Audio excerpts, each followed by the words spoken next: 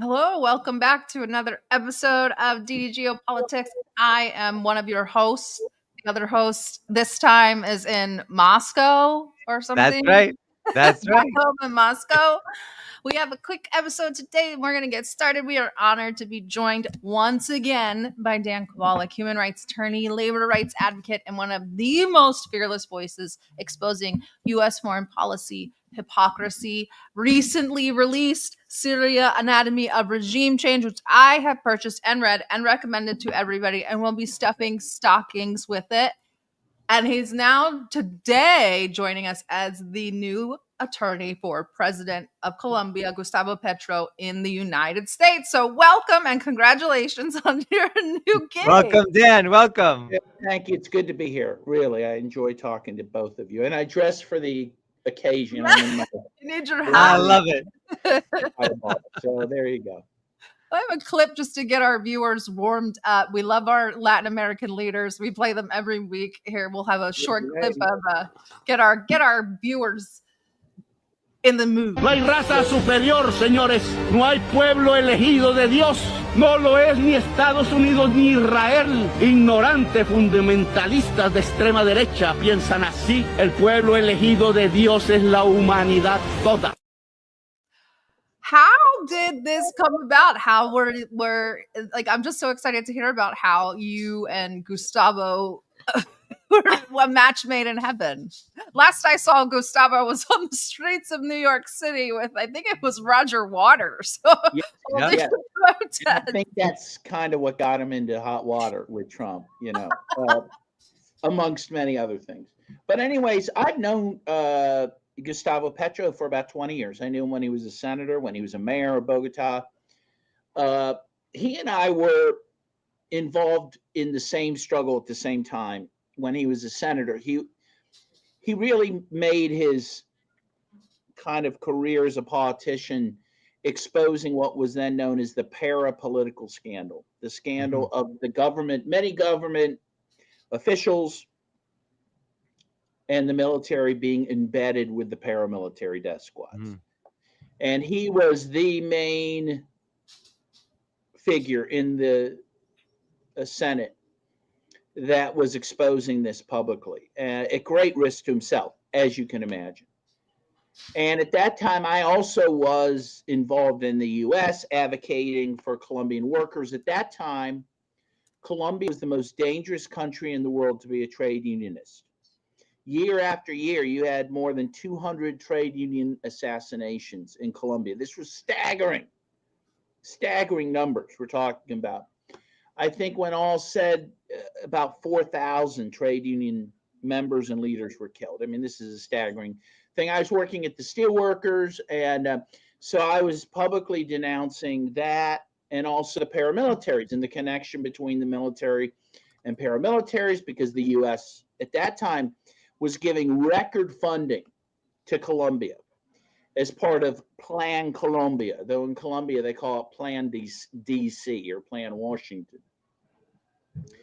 via which the U.S. sent about $10 billion in military assistance to Colombia under the guise of fighting drugs, but really it was to fight the social movements.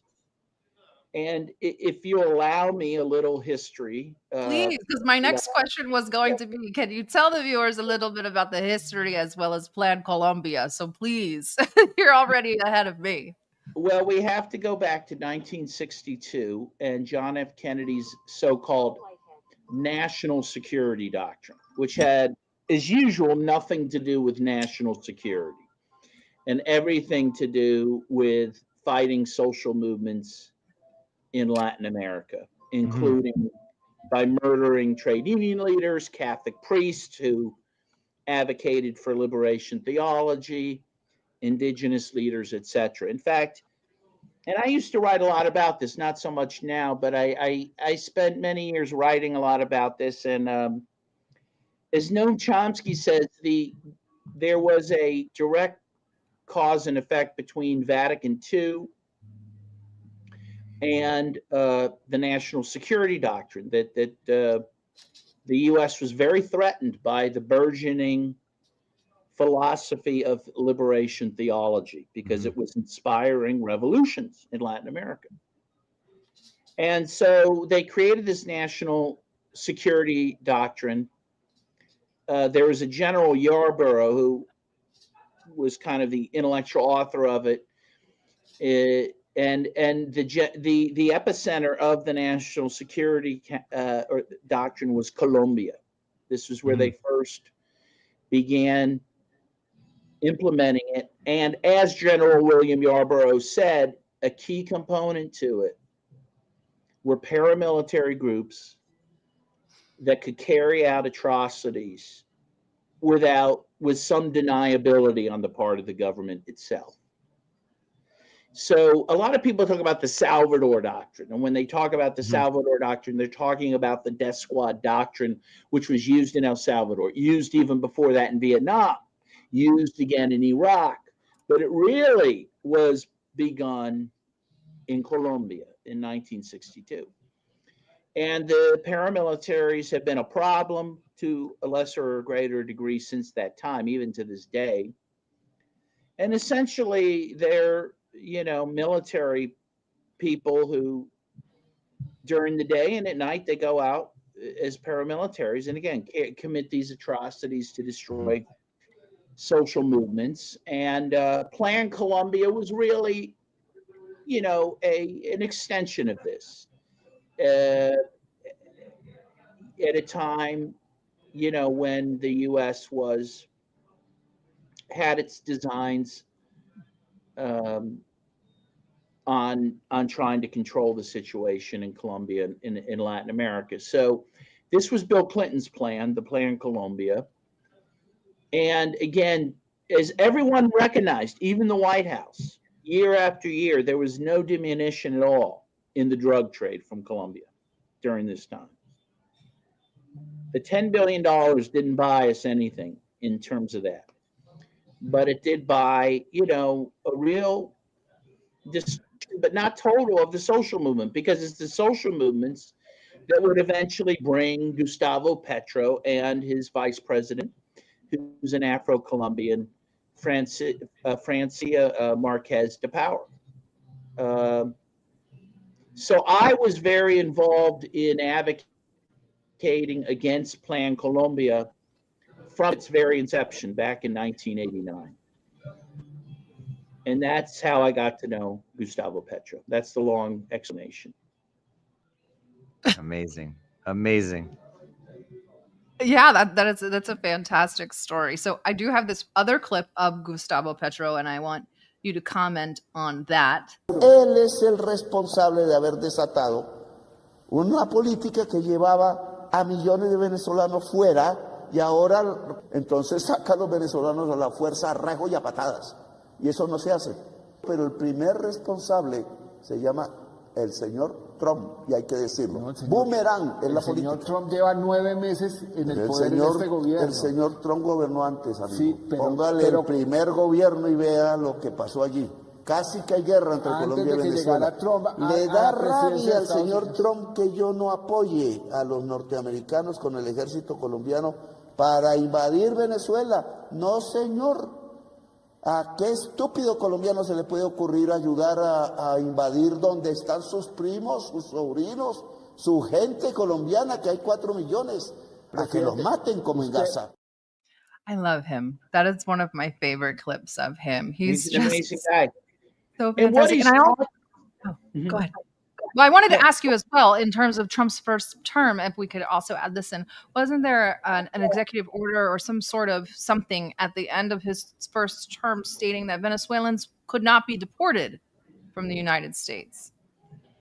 I don't recall that, to be honest. I don't recall that certain thing, but I can talk about the immigration issues between Colombia and Venezuela, which are very important and which Petro talks about. So during the Dirty War in Colombia, which lasted a long time, and again, in which hundreds of thousands of people were killed, you did have a mass migration from Colombia to Venezuela, in which millions of Colombians went there, and they were given citizenship. A very significant percentage of the Venezuelan population is from Colombia. Mm-hmm. Now, then when the U.S. started sanctioning Venezuela and destroying its economy, you had a lot of Venezuelans who then crossed into Colombia in the millions. So you have this real cross-pollination, in which, again, the Venezuelans and Colombians, he calls them cousins. They're really brothers and sisters. I mean, yeah. and when Simon Bolivar, when he liberated, that part of South America, Colombia and Venezuela were key parts of that liberation, right? And his idea was to make a unified state in the Andean region of South America, which never happened. But, those people have a natural fraternity. By the way, I was at Petro's inauguration. He did something amazing. So the sword of Bolivar is in a museum in Colombia, in Bogota. So during his inauguration, he called for some soldiers to go and procure the sword of Bolivar, which he raised during his inauguration, which was pretty incredible.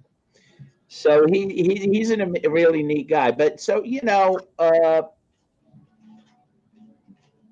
there are certainly tensions between Venezuela and Colombia because of migration issues, because the U.S. has been trying to put them at odds with one another.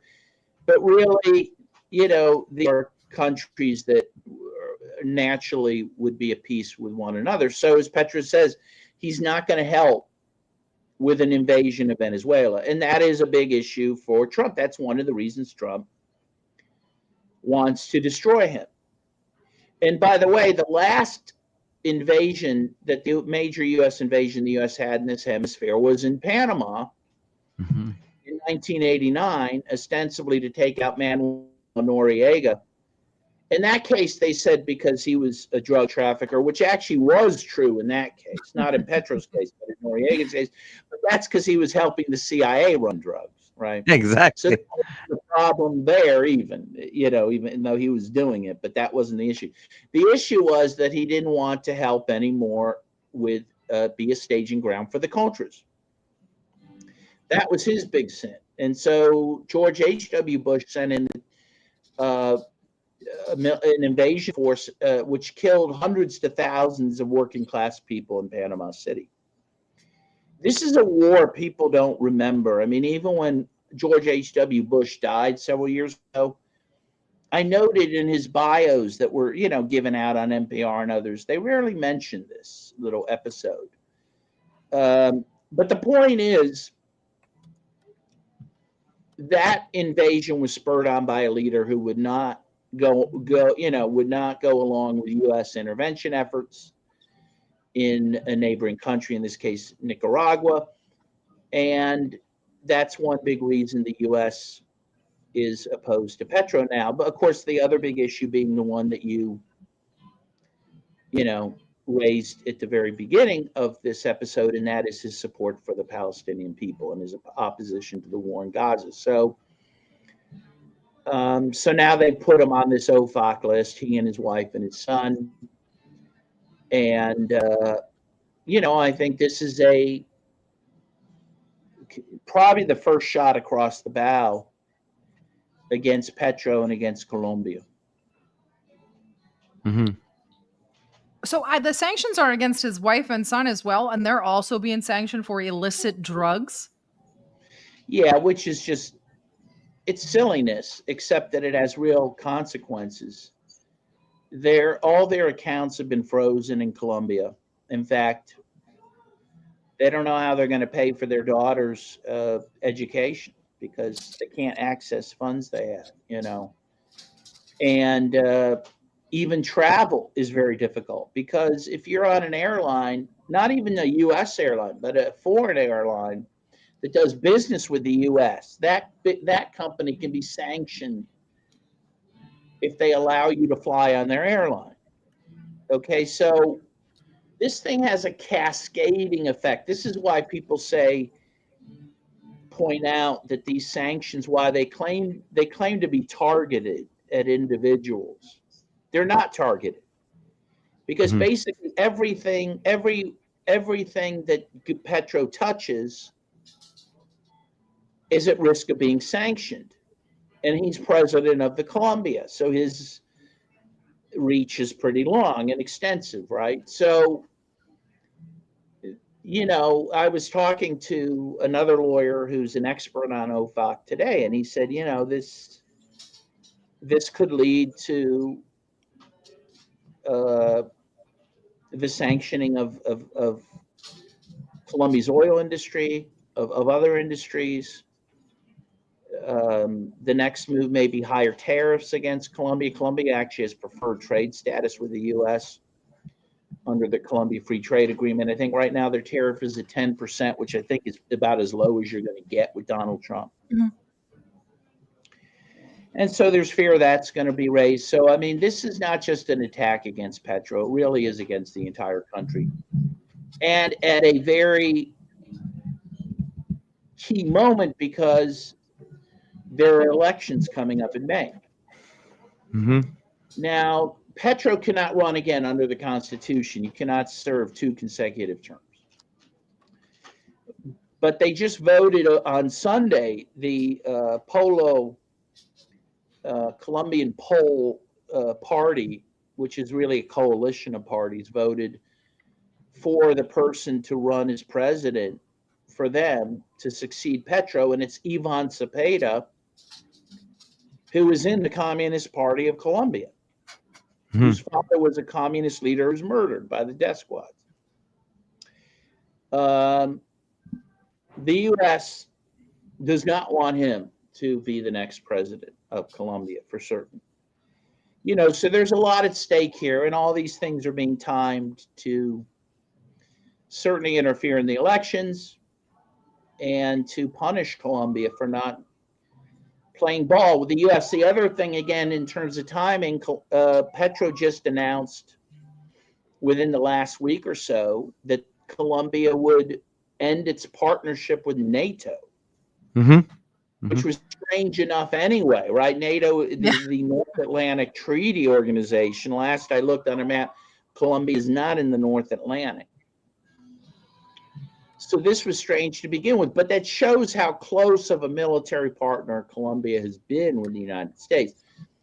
And that partnership began before Petro became president, and he announced recently that's over. So another strike against him. So all this is calculated to go after a leader that is unwilling to bow to the United States and also to bow to Israel, and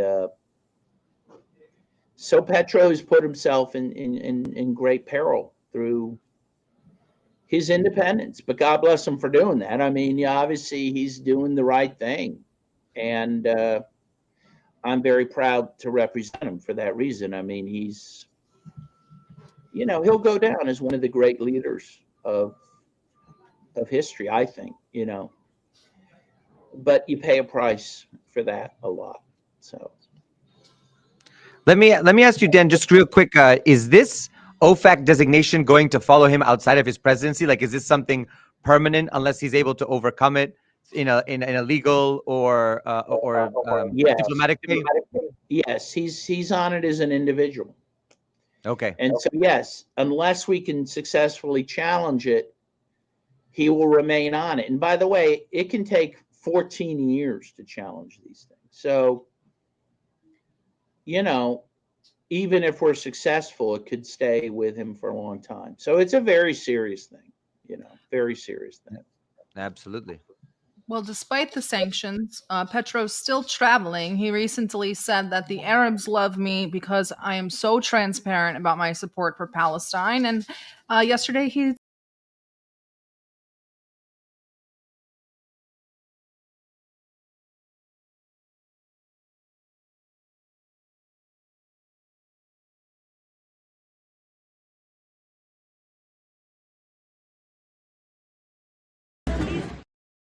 So Petro landed in Saudi, and I thought that it was interesting, given everything that's happening in Gaza, and now with kind of Colombia being declared what of an enemy of the United States, these sort of lines being drawn. I thought it was interesting for a trip to Saudi amidst all of this. Can you tell us anything about the trip to Saudi, what was talked about, and what the purpose was? I know that they did commence some sort of trade deal. I think that was the big reason he went there.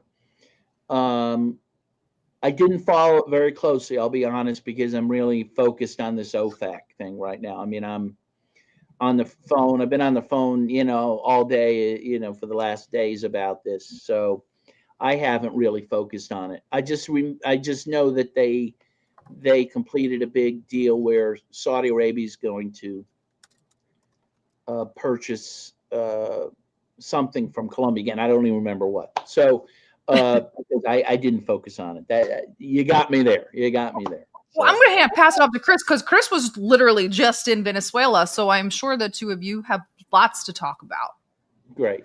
Well, I just want to say, first and foremost, I want to mention that President Maduro was very, very supportive of Colombia and mentioned Venezuela and Colombia in the same sentence at every point in terms of resisting the U.S. And even in the kind of Bolivarian sense, spoke of Gran Colombia, like sort of the idea and what was instantiated under Simón Bolívar, which included also Venezuela as well in this much larger republic. I think this kind of union that you were saying, this the ideal, which would have been a union of all the territories that were liberated by Simón Bolívar, is still in the conception of the Venezuelans, not necessarily as a political entity, but as a revolutionary entity, as sort of like Nuestra America, kind of, fighting together and struggling together. And he said that Venezuela would support Colombia if it was attacked, and Colombia, he's sure, would support Venezuela as well. The one thing I wanted to ask you is, I've been doing some research here and reporting on a very, I think, disturbing trend, which I don't know if many of our viewers know, but it has come to our attention over the past few months that the drug cartels, the real drug cartels, in probably alliance with Western intelligence, are sending their members to the Ukrainian army to train, to learn drone warfare, to participate in the battle against the Russian Federation, and then to come back with those skills that have already, by the way, been employed and deployed against Colombian military personnel, Mexican military personnel, and others. I wanted to ask you, how do you see sort of Colombia today in the world system, in the developing multipolar world, and how much of that can you attribute to President Petro, and how much of that are we going to see in the coming years, do you think, as this election comes up in the coming months? Well, again, for years before Petro became president, Colombia was the beachhead of the United States in the hemisphere. I forget which U.S. politician said that, Plan Colombia was part of, the main goal was to project U.S. power throughout the region from Colombia. And recall, of course, that the U.S. intervened in Colombia in 1903 to create Panama so it could steal the Panama Canal, right? Build and take possession of the Panama Canal. So this has been a long-standing thing where the U.S. has tried to use Colombia as its, to advance its interest in the hemisphere. Now that, largely ended when Petro became president. And so Colombia is in a different place in the world now. Now Colombia represents a more progressive country that does not want to project U.S. power in the world, that does not want to be part of NATO, that does not want to train other death squads as Colombia used to do, that does not want to be trained by Israel as the military and paramilitaries were before Petro. But at the same time, in a few years, you can't uproot all those forces, right-wing forces that exist in Colombia. They still are out there in large numbers. So I can't tell you what the future is going to look like. I mean, the goal of the U.S. and of the right wing in Colombia is to bring it backwards to where it was before, where it would be essentially the Israel of Latin America. And that will be the struggle to prevent that from happening. And it will be a very difficult struggle. But that's really what is at stake here. And it will also depend not just what happens in Colombia with the elections, but what also happens in Venezuela. Yeah. If the revolution is able to hold on there. So I think the future is very uncertain right now. Well, the struggle continues, as we all know and understand. And I think one sort of a final point from me. You've been involved in Latin America for many decades. You've seen it. You've been on the ground. I know you were close. You were close in those early days with the Sandinistas, right there in the early days of their victory. Close to Ortega. Close to so many people throughout the continent, and throughout really the hemisphere, the non-Anglo-Saxon hemisphere, which is the majority of the Americas. Let me ask you, with this uncertainty in mind, do you see also other countries in the hemisphere being targeted? Do you see U.S. foreign policy maybe trying to distance itself from conflicts further abroad and trying to focus more on the hemisphere? What are your predictions, if you could make any? Well, first of all, I think every country is going to be targeted in the hemisphere. They are all the time. I mean, you have gains in a place like Bolivia, right? And then there's an intervention, and then the countries move back into the sphere of the United States, which did happen to Bolivia, for example. Yep. You see Argentina has gone in and out of the U.S. sphere. It's now well within it. This is going to be a constant battle for a long time. The U.S. will not let go of this hemisphere. Now, you ask, are they going to pull back from other conflicts to focus on this hemisphere? And my answer is I don't know. There seemed to be a moment where that would be the case with, you saw the Pentagon announced it was going to try to lower the confrontation with China and Russia. You saw, of course, at least the announced ceasefire in Gaza. But last night, Israel killed 102 people in Gaza, right? That's as much as they were killing at the height of the war. So where are we at with that? And they could only do that with U.S. support. Trump said he wanted to be friends with Putin, and he met with Putin in Alaska. Then he was going to meet with him in Europe, and then he backed out of that, and now is saying, "Oh, I'm not going to let Russia even have Crimea." So your guess is as good as mine. I mean, the problem is the U.S. wants the whole world, and I don't see it pulling. I guess in the end, I don't see it pulling back from anywhere. It wants to be at war all the time, and it was incredible that, Trump, who ran on a policy to at least pull out of Ukraine. You saw recently, he said we're involved in 8 conflicts now, and I'm going to get us into a 9th. I mean, he's totally gone the other way now, right? Where he is now proud to be a neocon. He is a proud neocon now. He is the neocon's neocon. I mean, the idea of invading Venezuela, I mean, even under George W. Bush, that was not a serious consideration. No, not at all. I mean, I looked high and low for any other instance in history where we deployed a carrier strike group in a wartime posture to Southcom, and we have never done this. Yeah, I don't think so. I think we've done it to the Dominican Republic, which, of course, is in the Caribbean in 1965. Did a similar thing to Panama in 1989, but not, it didn't look like this, but right. But even even under Reagan, who supported death squads throughout Central America, who supported the Contras, the best he could do is a very little invasion of Grenada, right? I mean, this is just not something the U.S. has done for 100 years, right? We used to do it all the time with gunboat diplomacy, right? We were invading everyone every time, in the hemisphere all the time. Nicaragua, Haiti, Dominican Republic, But yeah, what we're seeing before our eyes is something we really haven't seen since the days of, Teddy Roosevelt and Woodrow Wilson. So, but it shows how much capitalism is in crisis, right? The veneer of freedom and democracy and human rights and sovereignty of other countries, it's just thrown out the window. There is not even a pretense that we think of that anymore. And this blowing up of these boats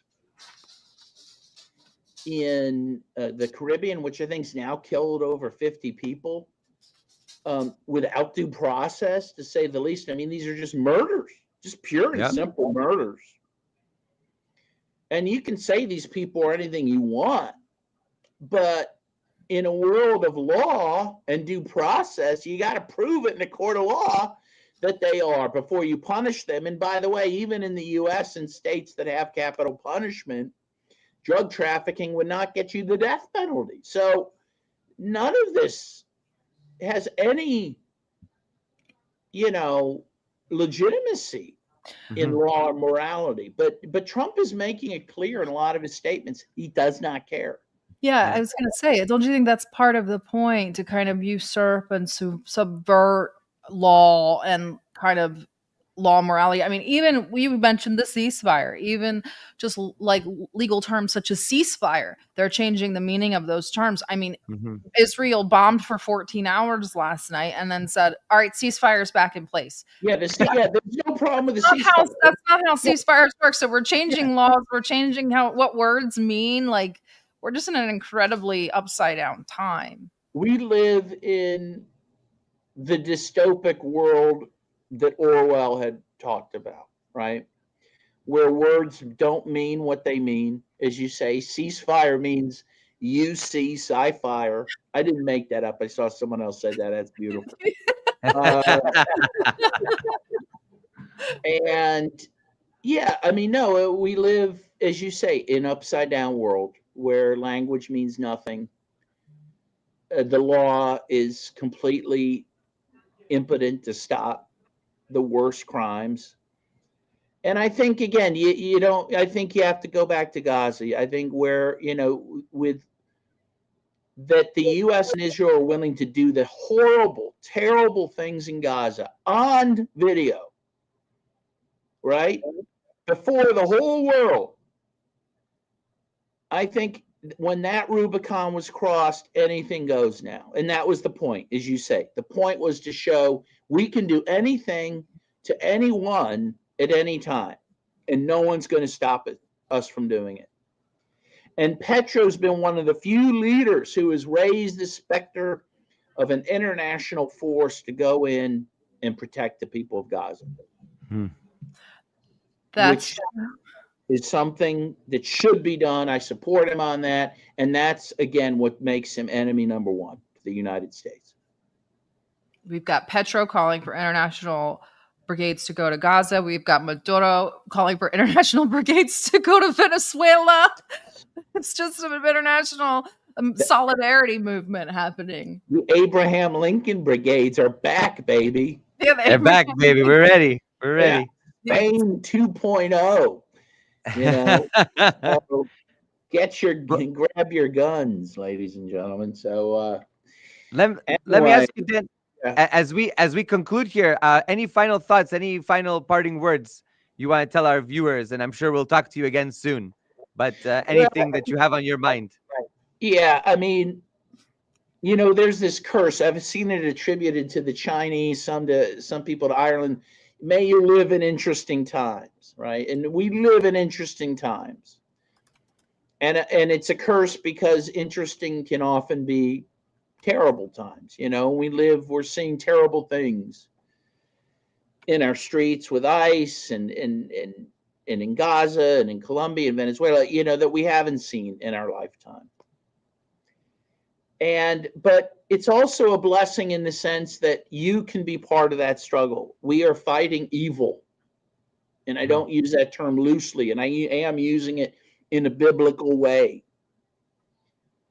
Netanyahu said that this is a battle of light against darkness. But of course, he was wrong as to who represented light and darkness. But he is right about that. And we are the light. And people like Gustavo Petro are the light. And Venezuela and Cuba and Nicaragua and the people of Palestine are the light. And we need to support them. And we have that privilege to live in times where where the stakes are high and we're fighting for something means something. And it's not times any of us have chosen. As Gandalf says, nobody chooses those times to live in such times, right?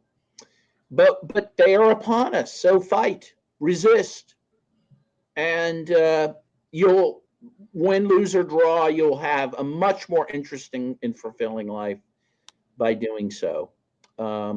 If I may, and this may sound totally silly to you, but since I'm on a Lord of the Rings and similar things, the other line I think of is Dumbledore, who tells Harry Potter, this is a time to do what is right and not what is easy. Mm-hmm. And I think those are very profound words, and I think about that all the time. I mean, the things that I am going to now have to do in my life,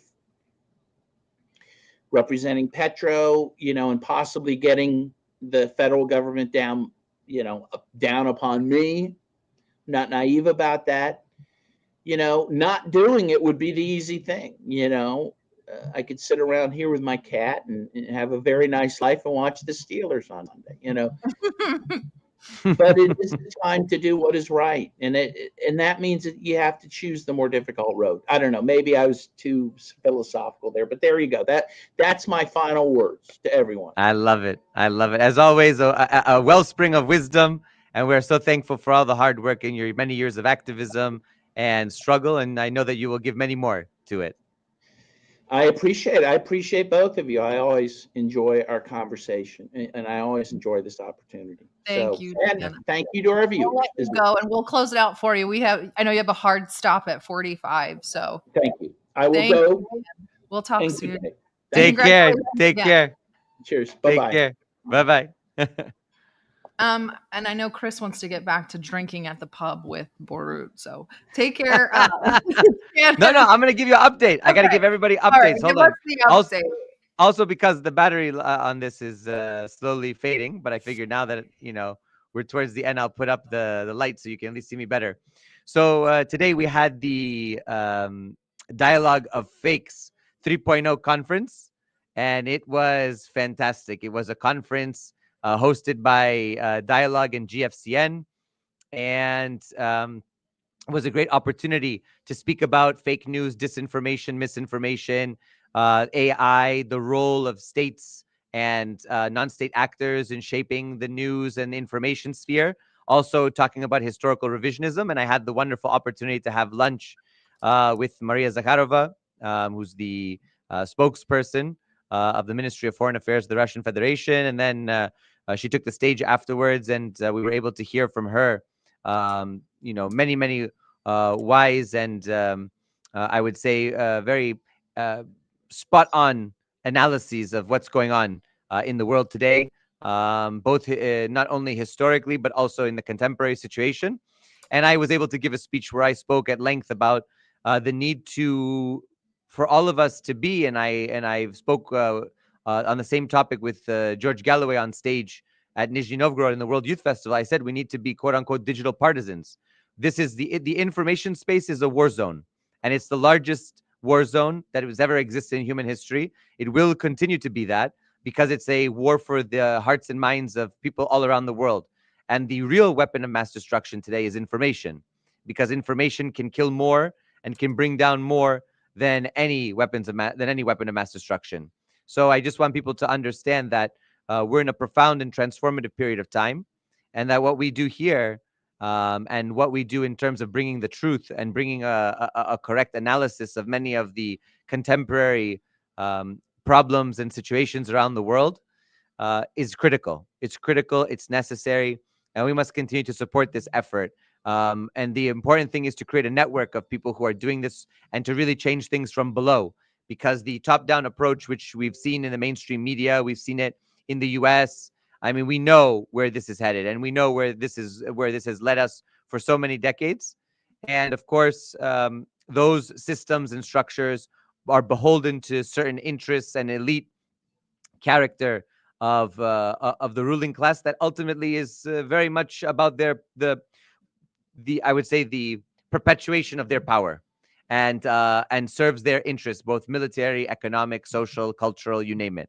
So that's all to say that we are fighting against a massive structure, and we must continue to support all of us in this war, and all of you have a part to play in that. Well, thank you, Chris, and that's a clip. So thank you for the clip. Anybody else read some super chats? You can leave whatever you need to, Chris. I know you guys are dying and you don't have all the time, but thank you for the level of insight. International affairs you provide is second to none. I starred this for you, Chris. Hi, Sarah and Chris. I would like to express my gratitude to Chris today at the forum. He is a wonderful person. Thank you so much. Last week's show was probably my most favorite stream I've ever did that didn't involve an interview or a guest. That was awesome. That was great. Yeah. That was a great show. And it was also a record for us. And thanks again, Will. Thank you for always being here. I'll let you get back to drinking. Guys, don't forget about Dan's book, Syria, Anatomy and Regime Change. Pay attention to Dan. He is representing President Gustavo Petro. And make sure you keep watching our stream so I can get the ad revenue, so I can get out of here when it's my turn, because it's probably coming very soon. Hearing what you're doing, what Dan's doing, I'm like, I better get the hell out of here before I'm going to be next. So thank you guys, and we will see you all for a normal stream on Sunday and your weekly update if Chris is not in a pub again. No, but I'll be somewhere else more cool, so we'll discuss it then. Somewhere else cooler. Thank you guys, and we will talk to you on Sunday. Take care, everyone.